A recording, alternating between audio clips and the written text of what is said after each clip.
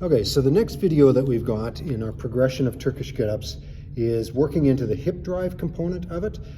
There's lots of little specifics on this, so we're just getting an introductory to this movement pattern. We just did, in our last video, we did sit-ups up to our elbow, and we got our arm nice and high that way.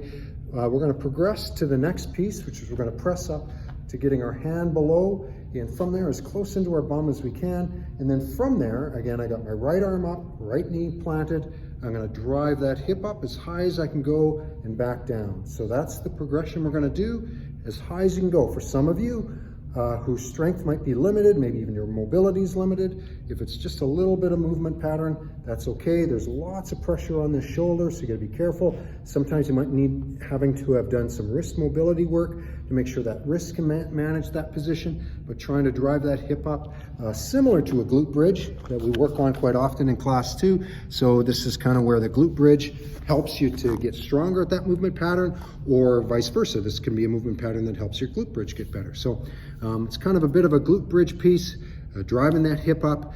Again, same prescription as the last one. You're gonna do 5 progressions up and per side, 3 times through. That's the progression. And don't be in a hurry. These shouldn't be fast. And a little hold, especially if you don't have any weight in your hand, a little isometric contraction at the top. Hold it for a second. There's nothing wrong with that as a way to kind of make the movement panel a little bit harder, because that's the third piece we did today in our progression. We've got 3 more to go. Thanks.